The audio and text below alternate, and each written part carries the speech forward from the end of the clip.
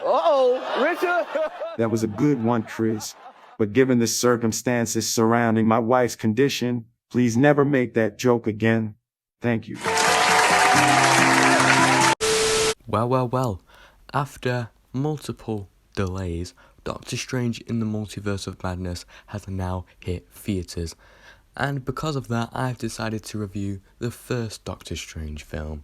So, let's get into this.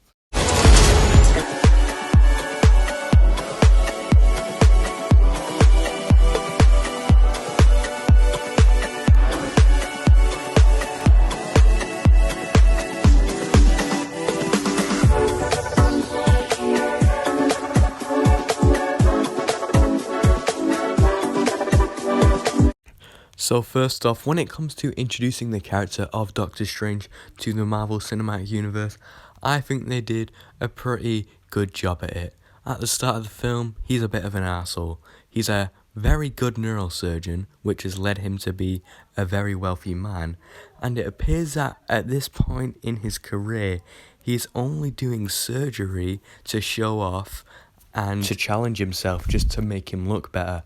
Like in this film, he refuses to do surgery on someone who needs it because it's too easy. And yeah, doing that would make you a pretty shitty person.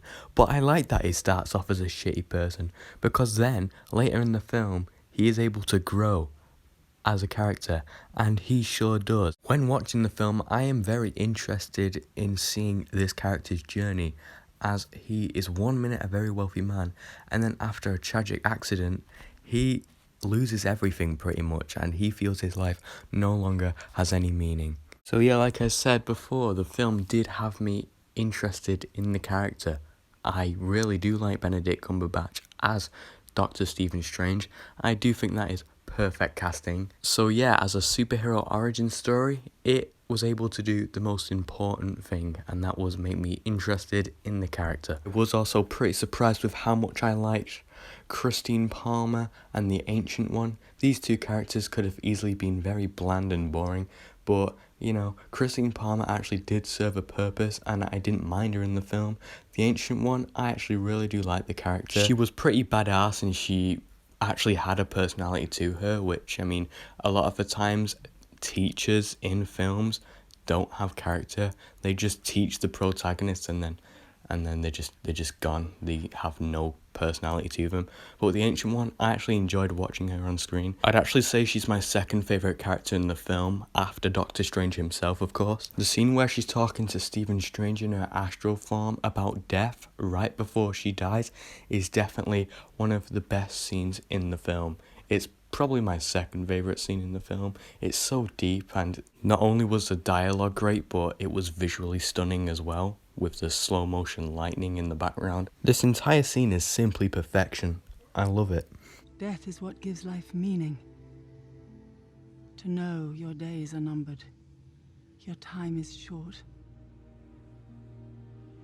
You'd think after all this time I'd be ready. But look at me, stretching one moment out into 1,000, just so that I can watch the snow.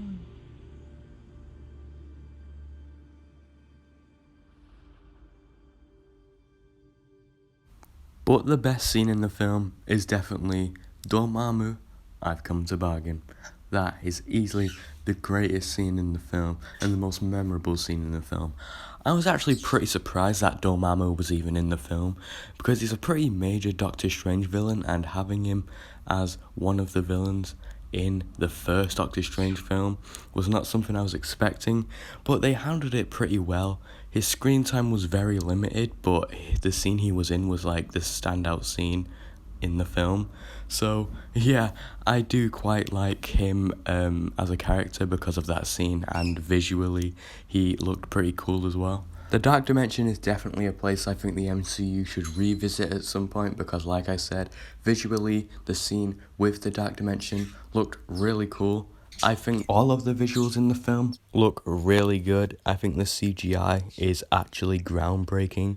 The film actually did win an award for Best Special Effects, and yeah, the film definitely deserved that award. So yeah, I'd say that the visual effects made for some very entertaining action sequences.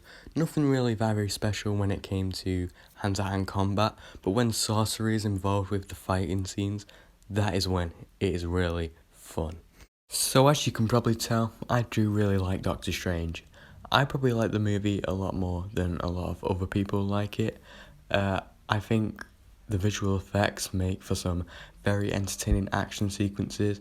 The comedy is pretty decent as well. I only say the comedy is decent and not like great because I'd say it only really lands like 70% of the time. Usually when an MCU movie wants to be funny, it is funny consistently, but the humor only really lands like 70% of the time here. That's partly because some of the scenes just shouldn't have any humor in, but they decide to add humor in anyway.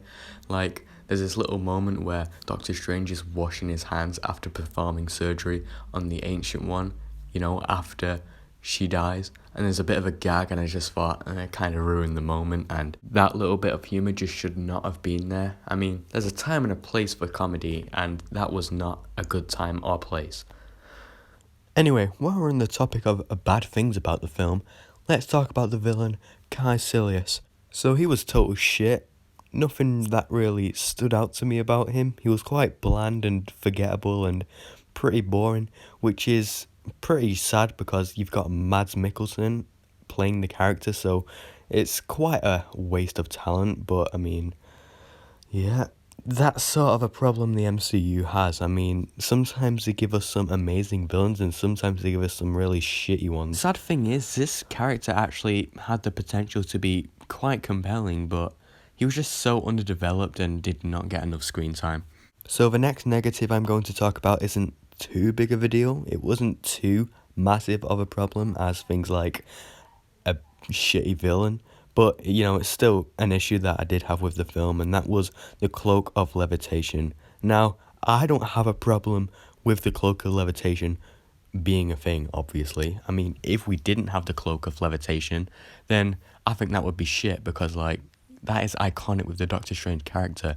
But the Cloak of Levitation in this film seemed to have a bit of a personality to it, and it could get Doctor Strange out of a lot of sticky situations, and that is sort of my problem. It would be much cooler if the Doctor Strange character used his intelligence to get out of sticky situations, instead of the cloak just being this sort of get out of jail free card every time he's in a bit of trouble. I do like the fact that the cape has a personality, but I'm not a fan of the fact that it keeps saving him every time he's about to get, like, killed or something. But thankfully they don't overdo it too much, and also it isn't really overdone in any other movies that Doctor Strange has appeared in, so it's a minor issue really.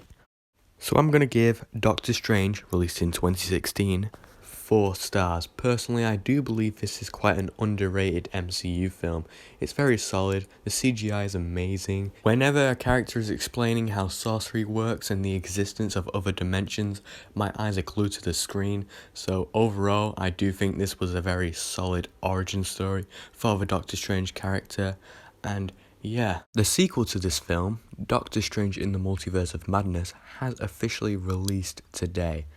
I'm not watching it today. I'll probably watch it in a couple of days like I usually do when a new Marvel movie comes out, just to avoid, you know, packed cinemas. I usually like my cinema to have as few people as possible, because you'll always get those assholes that either talks or cheers like them dickheads you see on the internet when Andrew Garfield showed up in No Way Home. Anyway, yeah, I'm very looking forward to see Doctor Strange in the Multiverse of Madness. It is my most anticipated film of the year. It was my most anticipated movie or project in general for Phase 4 when the slate got announced back in 2019. So yeah, can't bloody wait. I hope Tom Cruise's Iron Man is in it. A lot of sources are saying he's not in it. Some are saying he's in it for about 15 minutes. Some are saying he's got a full-on supporting role. I don't know, but I'm hoping to see Tom Cruise because I quite like Tom Cruise and I like Iron Man, and, you know, seeing him play Iron Man would be pretty cool. I don't care what anyone says. But yeah, hope you enjoyed this review. Please tell me your thoughts on Doctor Strange, or don't. People usually don't anyway. But yeah, goodbye. Zombie apocalypse.